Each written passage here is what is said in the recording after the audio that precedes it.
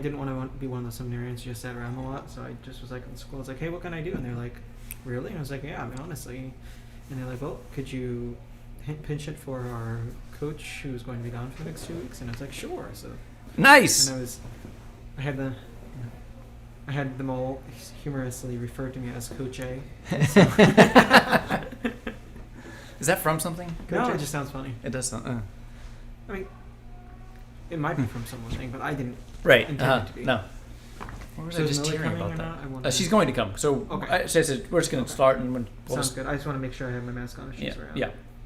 I was going to have you come sit over here or something. One of us switch so they can just okay. have. Okay. So hello everybody. Welcome hello. to Church Chat. Are we I still think- on? Look at that. Yep, that's us. That's us laughing. our That's laugh. what we do. Hi Jenny, how are you? Nice to see you Mm-hmm. watching with us. We have a special guest coming in a little bit. Whenever she's ready, so we'll introduce her when she comes in. And Absolutely. well, welcome to Church Chat, episode 463 or whatever. Actually, I'd be curious to see how many episodes of these chats we've done. Well, I was looking back. I should have actually counted and marked, but we did start on March 18th, Okay. So it's like what? We had 4 months straight of them? something like that. March, Fi- April, May, 5 days a week. June, yeah. So it's like 4 months. And what day did Well, we 3.5 stop? maybe. 3.5. I could look that up too. Yeah. Whatever this day was, right here on my cup. Yeah, 3.5. I see what you're saying. Mm-hmm. Yeah, Um, that was. From our grand finale of Fireside Chat. Uh-huh. Now we missed a couple days. We took but not much. I mean, Not we mu- I took Memorial Day off and That's the true. day after Memorial Day. Mhm. That And was I the went down to first the day lake that we. weekend. Mhm. That was the first day that we took off, I think. You're right. Mm-hmm. So we'll welcome Oh, everybody. High quarantine. Those. High United States gone quarantine. by. Well, yeah. There were some charming things Yeah, about it. absolutely. I read a But- lot. Yeah. It's- We cooked a lot. We cooked a lot. Yeah, I haven't been cooking as much lately. But that's No, part of because the you point. just eat carrots. That's basically I'm a rabbit now. Carrots and lettuce. Mhm. Nothing with acid. Right. I had a wonderful rabbit meal last night. I put a sweet potato in the microwave and cooked it for 2 minutes, and it was delightful. And Oh, with excellent. a little salad, it was good. Mhm. Very good. Mhm. I had some carrots Mhm. and hummus. Mm. Did you buy more hummus, or did I? I have did buy some more. Thank hummus, you. Yeah. You're welcome. And you You got like the. that. I really like that roasted red pepper stuff. Mhm, mhm. Sometimes the normal kind can be too garlicky, and Yeah. and then I taste garlic in my mouth all day. Mhm, mhm. But the And roasted you're worried red that par- everybody else tastes garlic in your mouth the rest of the day. Exactly. Well, roasted red pepper usually is pretty safe. Yep. It has a little nice sweetness to Uh-huh, it. yeah. Mhm. So, well, very good. Well, let me do my thing here before I forget. Okay. Before our special guest comes in. So let me switch to the camera because then I see my sister's on here as well. Boop. So here we go. Hello, everybody. Hello there, Rachel and Rosalie and Laura and Thomas. It was so good to see you Monday, I guess it was, especially. And so much fun to play on the swings in our little ball game that we had going. That was so much fun.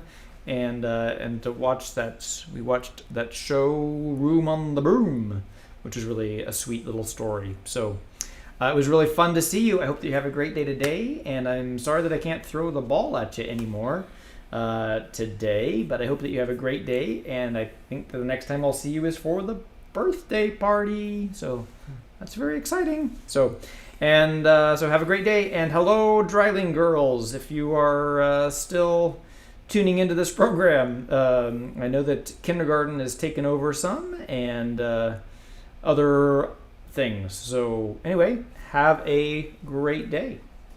And now we'll go back to the program. All right. So what else have you been up to there, Father Ashmore? Well, yesterday I ran. Into this program. I had a delightful You priest ran? meeting yesterday. Mm-hmm. Delightful. Priest meeting yesterday. Yes, and brief. And it was nice. It was 47 minutes long, I think. It was wonderful. I need to type up the notes for that. I'm the secretary, so I do that for them.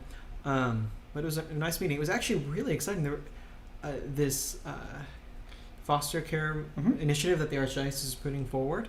It's really exciting. I think I don't know anything about necessarily I don't know anything more than what they mentioned yesterday, which is the Archdiocese is starting a new foster care initiative to help support foster care and foster care families in our parishes, which sounds wonderful. I don't know anything more about that. I don't know if Father Quentin and I have not talked about it at all, but I think it's a really cool ministry, and I hope that it does well. So most of the time when I go to those priest meetings, I don't come away excited about what I heard, but this time I did. So Right, they're not always the most. A lot of times it's stuff you already know. We're just getting details down. And Yeah.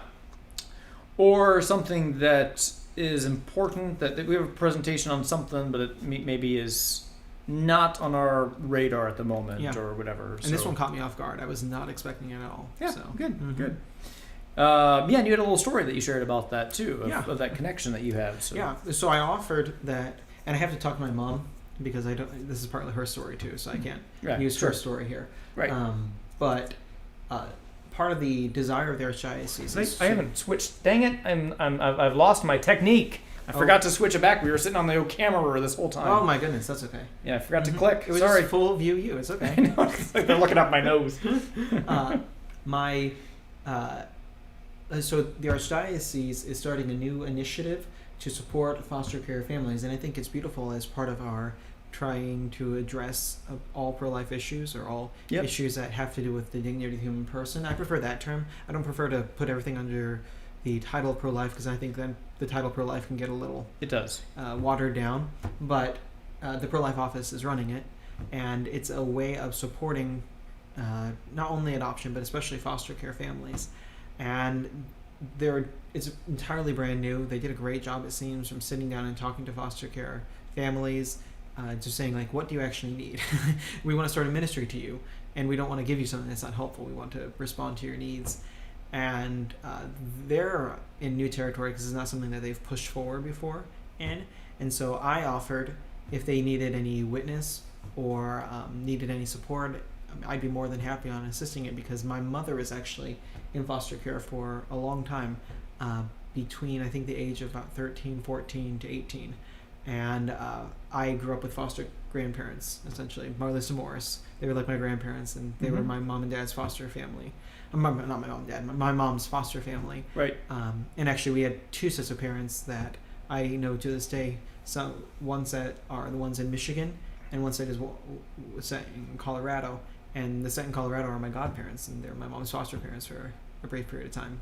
So It's an awesome witness. It's an awesome witness, and I could go into more details, but I don't want to do that without having asked my mom because it's her story more than is mine. Sure. But I really believe in true good foster care. I think it's going to be really beautiful. It can also be really tough for people, and foster children often suffer greatly because, as they were mentioning yesterday, this is not something that is any of their faults. But when you're 13, 14 and suddenly have to move with someone else, that provides a lot of difficulties. You know, I mean, who likes being 14 years old? Not many people. And who likes being 14 years old in a situation where you've been taken away from your parents? Right. That's Right. hard. And so it's not an easy ministry, but it's one that's necessary. Yeah. Mm-hmm. I think it's great, and I think one of the things they also talked about is just knowing our families better and knowing who has been helping out with, who has done foster care, who is interested in doing foster care, who's interested in doing some training on that. I know we have one family in the parish. Sure, But yeah. I don't know of any others, and Right, I'm sure right. there might be more. Right. I don't know. That's If there aren't, I would encourage people to consider that. right. Mm-hmm. Yep. I think that's the extent of what I know too. Is Mhm. just one family. So. Mm-hmm. I think one gift that we have as a parish is we are very committed to assisting the dignity of the human person in all stages of life. We are really committed to all stages of human development and Right. also non-standard solutions in some ways. Mhm. And this could be a really great opportunity for many of our parish who know our history to say, hey, I want to help out with that. Yeah. And that doesn't necessarily mean, as they were saying yesterday, becoming a foster family. That could becoming a respite family, which takes a kid for a couple days while the family goes on, like the parents have a night out. Right. Or just learning what can I do for foster families. Maybe I can do laundry once a week. Right. Something as simple as that to support our children. Yeah. Mm-hmm. And I think it was great. You know, that was a great insight I hadn't really thought about. And And that's something that I think that we should be better as a parish, just as a whole. I think most parishes is knowing how can we support families better, and families that are struggling or whatever. Just that greater kind of, it takes a village mentality that happens a little bit more in small towns, I think, because people know each other and has pluses and minuses. Everyone's into everyone else's business, which is good and bad. But people know if someone's having cancer treatments or everyone, it's all around town, and people say, "Hey, can I help?" And in a larger town, that's harder to know. Right. Those kinds of things. And we talk about in grief and mourning that it's very difficult to know what you need. So a lot of people will say, "Yeah, hey, if you need anything, give me a call," and they mean it. And that's not. I'm not criticizing that comment, but the problem with that comment is the person doesn't know what they need because they're overwhelmed. So they think that, why would I need someone to help me do my laundry? I'm an adult. Right. But that is something that can be really tough to do when you're mourning. So transferring that thought is to families who are just who have taken on an extra burden, to say, hey, can we bring you some food once a week? Can we blank, whatever it is? Can I come mow your lawn this week? And offering to do something practical, that is often the best way of helping persons who are in mourning, rather than just giving that blank check, because generally people don't cash a blank check. But transferring that to mourning, that's probably a similar way. Oh, very good. We have our special guest who has arrived. So we're going to have you sit here. We're going to come over here on this side. We'll try to keep our distance. So one of the things that we talk about here on our program is the, hopefully you can still hear us. Let us know if you can't, if we're probably going to be a little bit muffled. But we talk about what we do in kind of quarantine to keep ourselves sane and interested, and conversation. Here is Millie here with us here today. There's the camera right up there. She keeps everything interesting. And she does. I thought I'd bring Millie in because we've been having some conversations over the past, several weeks, months, about a project that you have taken on. And you just happened to be here today. You were working on, what were you working on today? You were always working on various things. I work on papers. I'm really good at papers. So today I was filing the photography and walker and computer permission forms and checking off on the list to make sure all the students have their proper forms in to be legal and okay at school. Yes, very good. We need that. We do need that. So we all have our own special gifts. I am paperwork challenged. And Millie is not. She's got a good talent for that. So I am good with papers. It's not a happy talent, but there it is. It's not an interesting talent. Let's put it that way. Okay. Like, it's important. Very but important. I mean, when people say, what is your special talent? And you say paperwork, they're like, huh. I was thinking juggling or something. But Right. No, paperwork. Paperwork is my super skill. So quarantine. Yes. So we've been talking, and you have this project that you took on, and maybe you can tell a little bit about where that idea came from, what you're doing, and just I thought that might be fun to share with other people that might have access to such a thing that allows them to do such a thing. Okay. So where to start?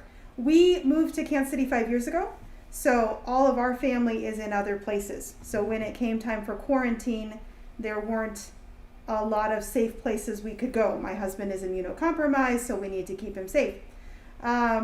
So we continued watching Star Trek Voyager. We've been watching our way through all of the Star Trek shows for, I don't know, since 2011. So 10 years.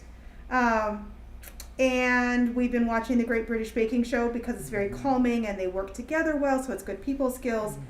And then you get to call your cookies biscuits. It's fun. Exactly, all sorts of fun words. And then we had enough friends tell us about The Mandalorian that we decided to go ahead and sign up for Disney Plus. And we watched The Mandalorian and really enjoyed it. It's like Stephen King wrote a series called The Dark Tower, which is like a Western yeah. sci-fi. And so The Mandalorian, I think, is very similar. It's Yeah. a Western sci-fi, and it's about the redemption of the main character in a lot of Wasn't ways. there another show about that was kind of a Western sci-fi show several years ago?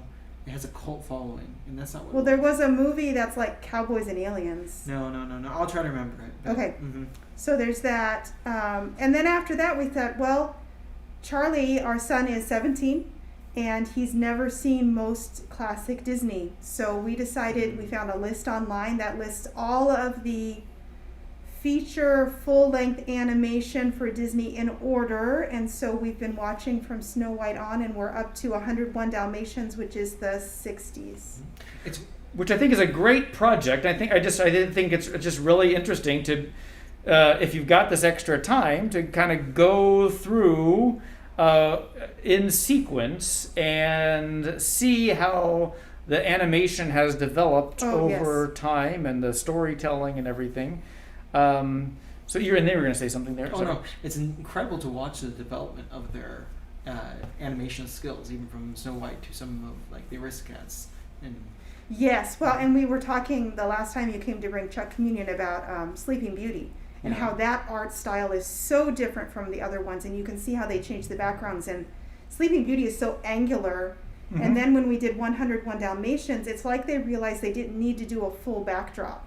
Like they could just sketch it, and you could get enough of what the idea is, and then they really spent their animation skills on the main characters going in front. Interesting. So it's still beautiful in the background, but I feel like they figured out what level of detail they needed to create their picture. Okay. Interesting. So it's good. It's good. And we don't watch necessarily a full film at one time. Right. So we may watch it in 30-minute or 45-minute increments. I don't like sitting still. And I don't like sitting still and watching something only. So usually I'll have the laundry basket and I'll do that, or I'll work on reading my Understandable. homework at the same time. Mhm. That's a personal problem. So what are your, well, it's paperwork too.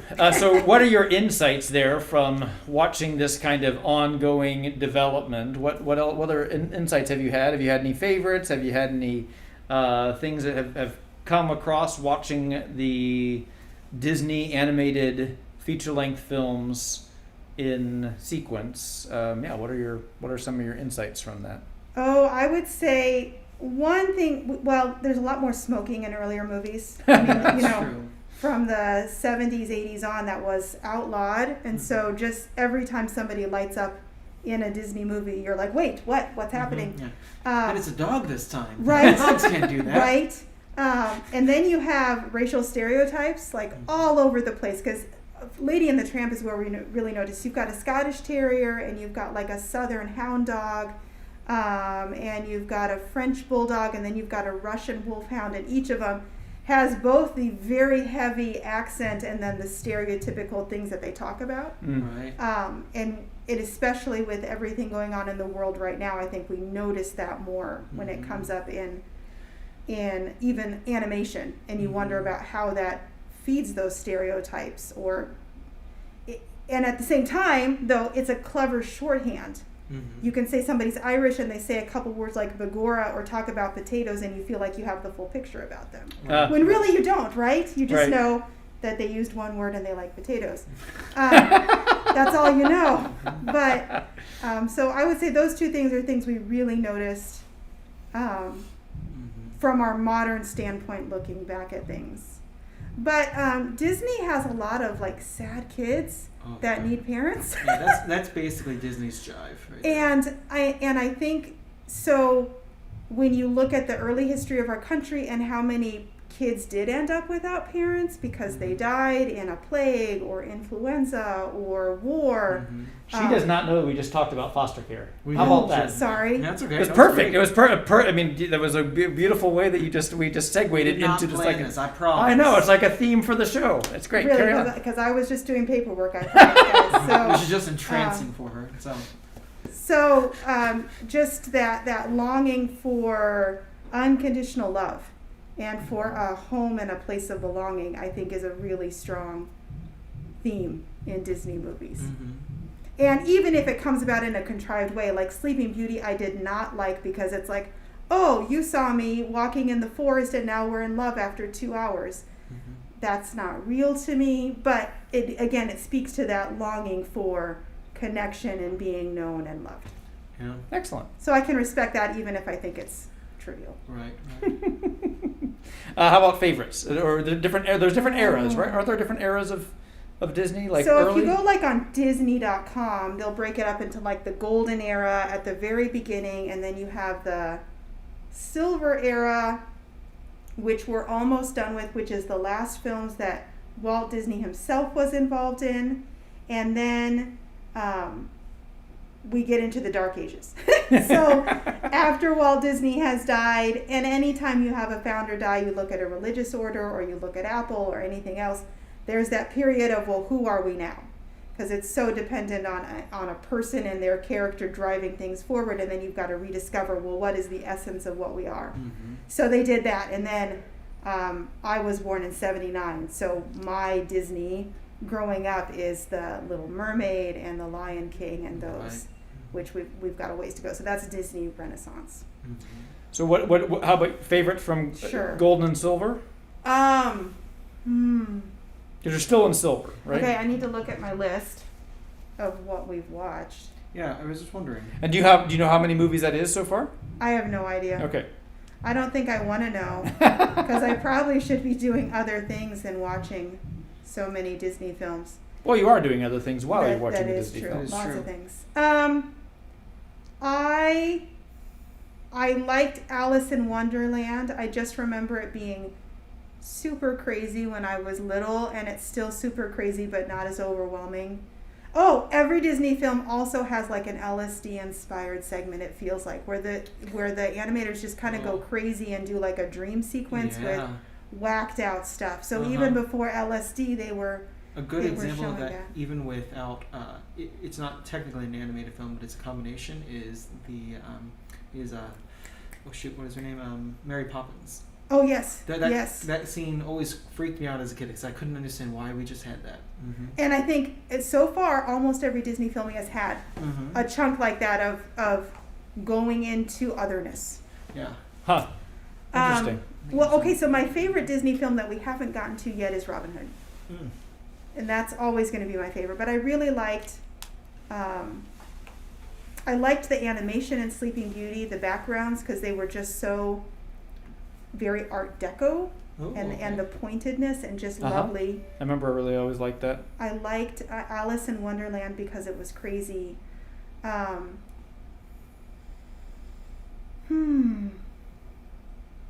I enjoyed Saludos Amigos, which was written, the U.S. government sponsored a bunch of Disney animators to go to South America and make a movie to increase good relations between the United States and South America. So those things were going on even then. And so they traveled all over, and it was neat because they didn't do as much stereotyping. It was like, here are the real people and how they lived.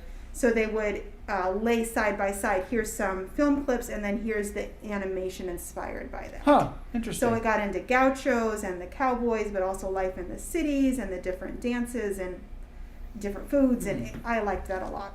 Excellent. It was really interesting, and it was more well-rounded than I expected. And I haven't seen that one at all. Yeah. Never even heard of And it. it's the one that comes right before the Three Caballeros, which is right. Donald Duck and a toucan And a and I don't remember, a parrot, I think.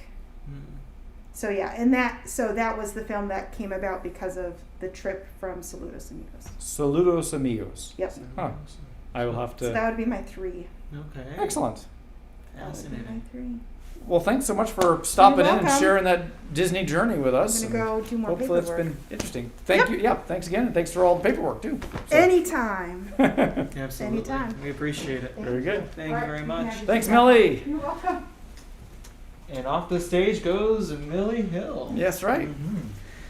Well, I hope that was an enjoyable segment. I enjoyed it. I enjoy talking to Millie, and I think she's got interesting points and interesting ways to think about things. And Remember when I fixed that clock up there? it's It's now broken more. a very. How did that happen? It's stuck. I don't know. We need a new battery probably, Weird. or throw it away. What I'm Um, walking here. Okay. Yeah, and she also Millie has also she's very talented. She's also helped out with the RCAA program, and so you got to know her a bit when you were doing RCAA Absolutely. last year, and so Millie's got some great perspectives and great thoughts. She does. And Indeed. she's a good theological sparrer. She is, yes. We We have fun. I mean, in a very good way. Best I mean, way, yeah.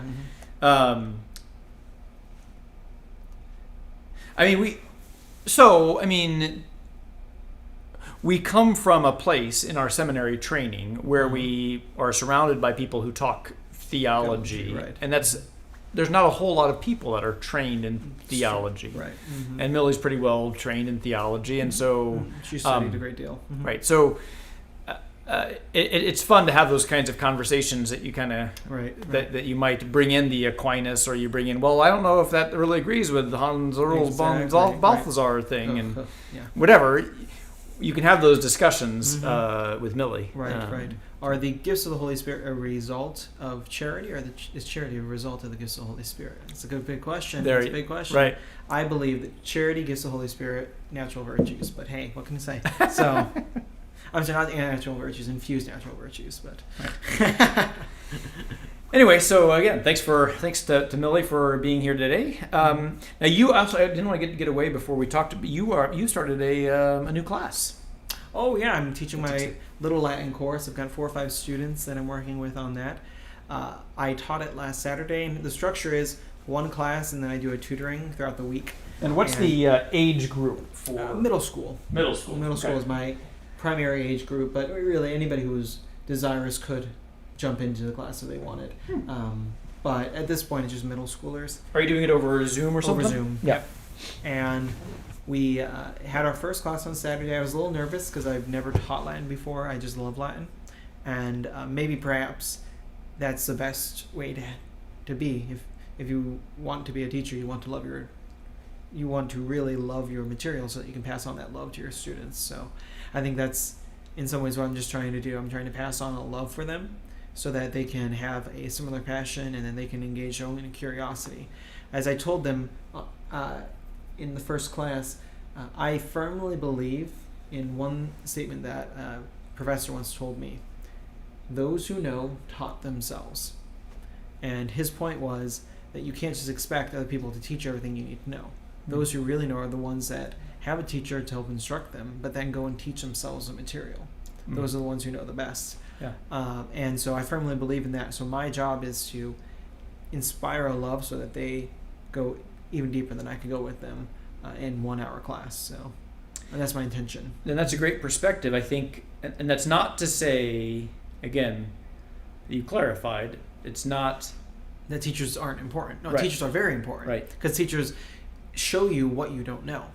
Right. And teachers inspire that desire in you, and teachers also give you the tools by which to know. Right. But at the end of the day, those who know at the end of the class are those who took the time to study, to research extra, to incorporate the material within themselves. Right. That's the difference between somebody who gets an A in a class and somebody who really knows the material in the class. Yeah. Mm-hmm. I'm a big critic of the regurgitation method of education. Mm-hmm. The regurgitation method is I shove something down your throat and you regurgitate it back to me and you get an A. Right. I don't think that's a good way to actually learn. Now you have to have some form of you have to have some form of testing. You have to have some form of accountability, those sorts of things. But if all you're doing is you're just telling me what I told you, then you haven't really learned anything. You're just repeating what you've heard, and that's not true knowledge. Right. And that's not true wisdom. Mm-hmm. Right. Right. Uh-huh. Mm-hmm. So, Absolutely. Yes, because regurgitation is not helpful. So I teach I have taught a class to the 8th graders that I call the basic principles. There's 25 principles, and part of it is repetition, because that's an important piece, obviously, of any language learning. You have to repeat and repeat and repeat. And what is a Latin phrase? Repetitio mater studiorum est.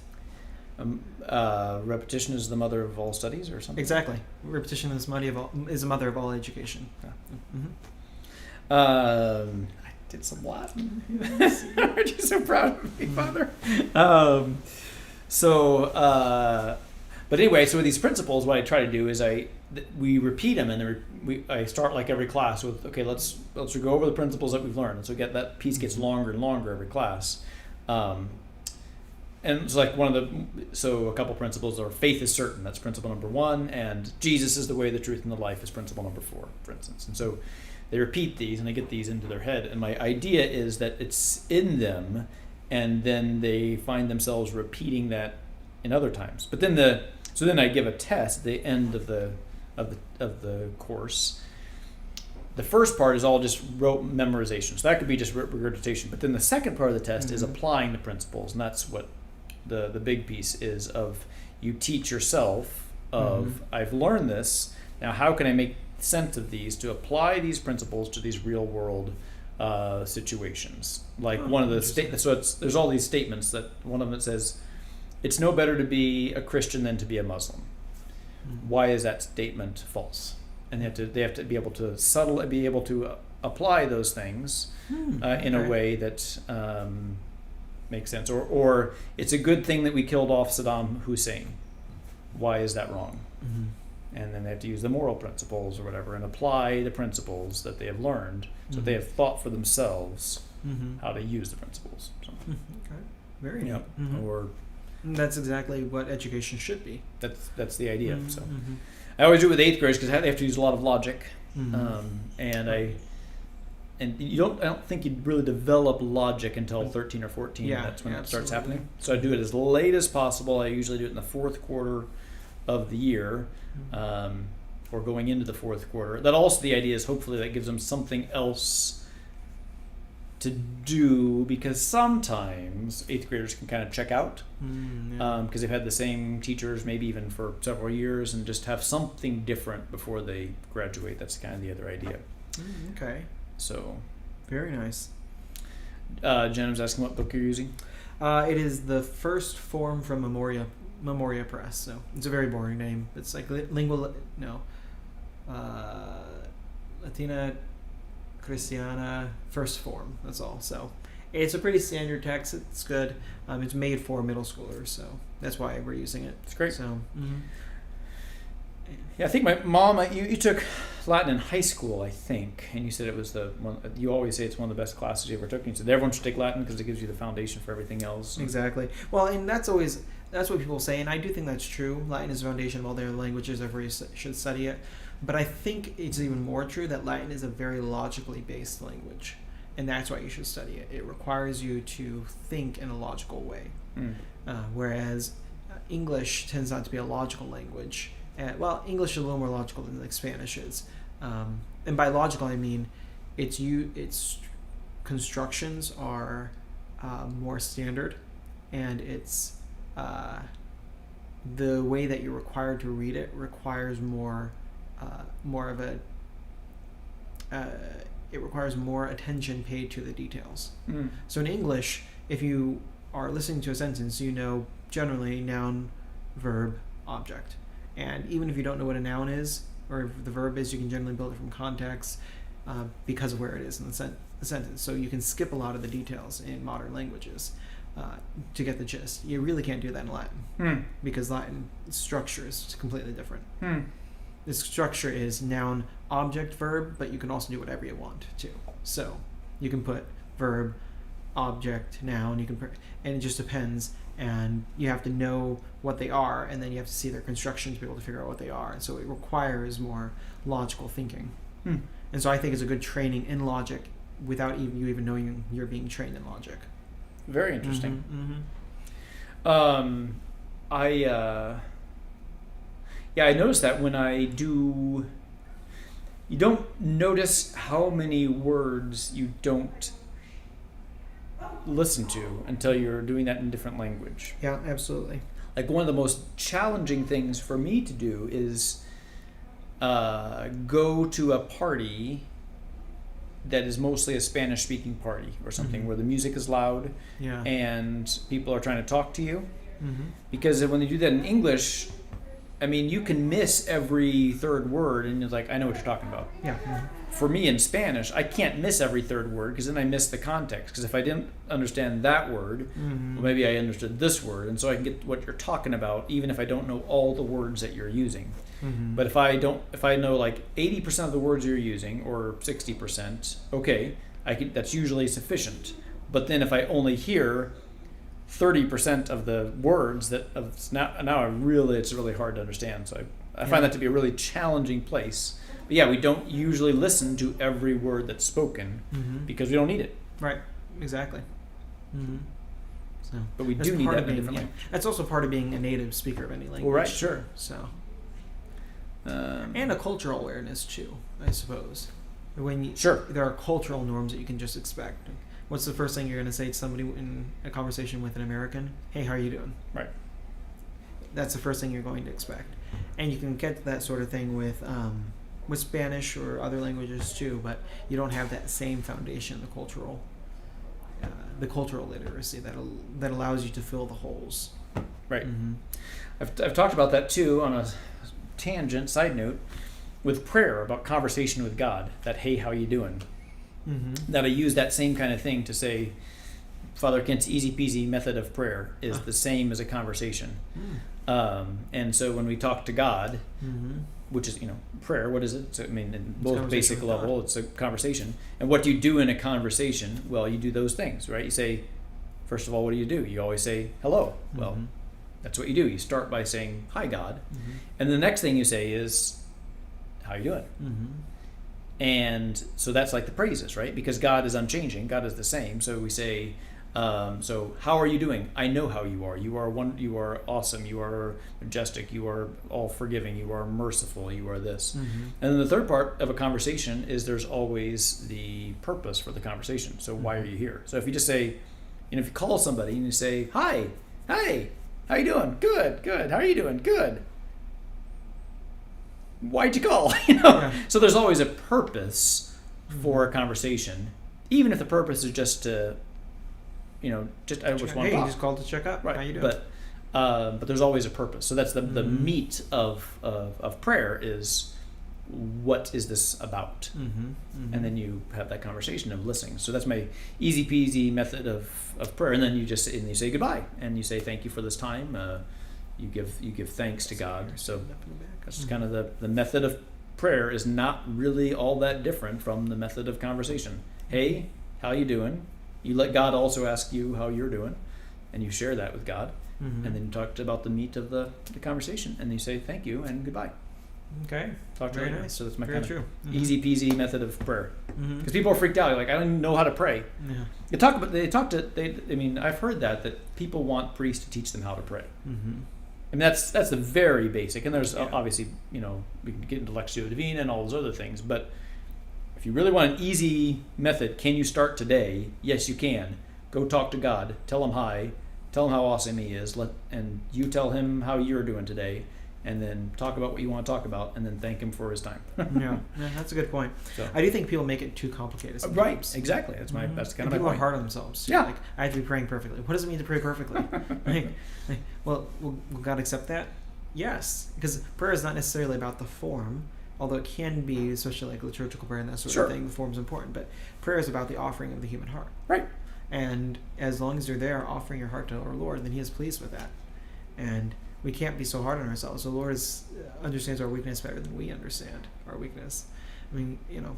It's common for people, like if they fall asleep when they're praying, to really beat themselves up. And it's like, well, our Lord would have kept you awake if He was really worried about it. I don't want to be too hard. You do need to make sure to, if you can, have like a cup of coffee or something beforehand. Do those natural things. But if you're really exhausted and you're sitting there praying and you end up falling asleep, our Lord's not upset at you.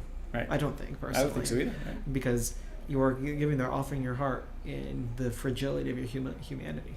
And that's what it means to be human. We are fragile creatures. In many ways. For Christians, God's been there, done that. Yeah, absolutely. That's a good point. So, what is the first step to praying? It's desiring to pray. If you desire to pray, then just open up in a way like you did, or just saying, Lord, I want to pray. Help me to pray. That's the first and easiest way to pray. And talk to Him. Yep. Talk to Him. Yeah. I know I've had that answer.